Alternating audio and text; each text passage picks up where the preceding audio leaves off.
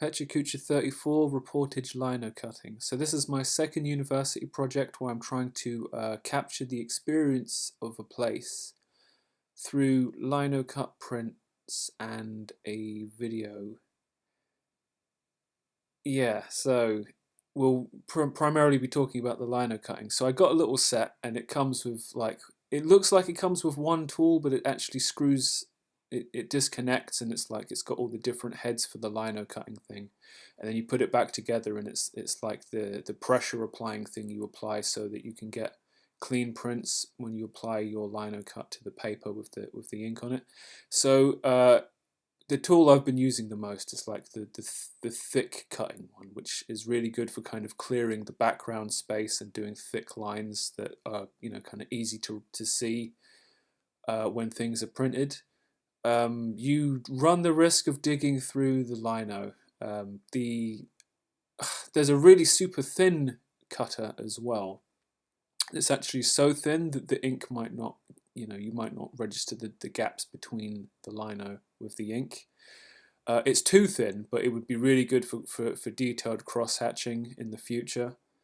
My new favorite thing in the world is this kind of like guard thing they give you. It's really good not just at protecting your hands, but at like stabilizing the lino so it doesn't slide when you're applying pressure. It allows you to apply more pressure, so it's really helpful and makes everything more efficient. You get a little safety cutter thing. It's got like beveled edges, so you can't cut too deep, but so your cuts are always shallow, but it kind of takes away some of your ultimate control. It's a nice addition, but I kind of already didn't need it by the time I started using it, so that was weird. One of the benefits of lino cutting is all you need is a table, and you just plonk your stuff on the table, you make your mess, it's easy to clean up. The ink I'm using is water soluble, so it's not even going to leave permanent stains or anything if you get a little too crazy. It's definitely something I can come back to in the future, so it's something I'm not that comfortable with using real materials. The ink actually gets absorbed by the lino. Like when I'm printing these things on paper, I have to actually take the time to let the ink go to the paper before removing the plastic. It's a very different mindset. So so I've done 6 lino cuts, and this is the first one. It's about kind of doing a Jack the Ripper walk. So like the guy with the scarf, which will become more evident when these are finished, is kind of explaining. This is the start, so he's explaining, who Jack the Ripper is, blah blah blah. These prints will have like words underneath them to give a sense of context. This is like me walking, looking at the floor where like a road had brickwork coming through, like not a hole, but like the top layer was missing. It's kind of representative of the palimpsest that is London. There's layers of history just beneath the surface. We'll see how much of that gets through. This is the crowd following the speaker as he's doing the tour. This is me in the back with my hands, cold air. Again, I'm adding a post-production layer of things to these to try and kind of emphasize what it is I'm saying as well as the text.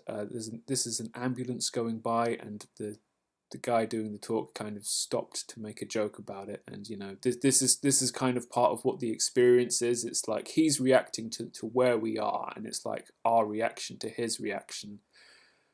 And yeah, it's that's going to be in the video. This is a security camera on like a steel pillar. Again, when I add a little bit of digital stuff, again, this is the materials. It's dangerous to do too much detail with a cutting device, so I'm going to do these things digitally so I can make sure I get them right. And then this is everybody kind of just dispersing. There's like a sign here that's got a message on it that's not there now, so that definitely needs to be added. But it's like a neon dot sign, so there's no way I was going to be cutting that out with like, yeah. I mean, I suppose I could use a pin, but that would be weird, right? So yeah, here's an example of like how I'm starting to clean these things up digitally. The scarf helps signify the speaker. It's also adding one color to black and white. It works for Sin City. It works here. And it's just more pleasing on the eye. As he was speaking, there was a fence in the background. That was always supposed to be part of the design, but you know, doing that manually, again, it's one of those things. It's so easy for it to go wrong.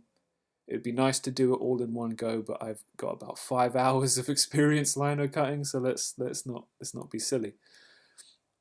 So yeah, it was just Jack the Ripper tour I went on. £10. It was really good, very strongly contextualized historically.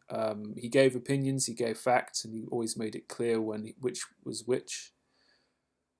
It was cold. It was very cold out there, but it was definitely worth it. So, you know, like I said, I have to do a video as well. So I recorded the audio of the guy talking and the people laughing and the wind blowing and the traffic and oh so many police sirens.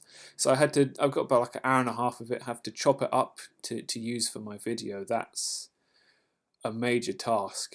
And then having to add that audio to whatever I represent the audio with visually is another layer of complexity. And of course, any moving elements, you know, there's a lot of stuff going on here. And again, I'm not so experienced making these things that it's easy. Right, so what do I need to do going forward?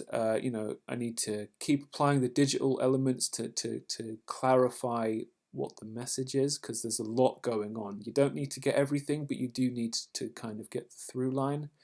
Both the video and the lino cut prints need title pages. I've got ideas for those. I need to put them out. Then I need to blog the whole process, so it's, you know, there's like a cohesive overview.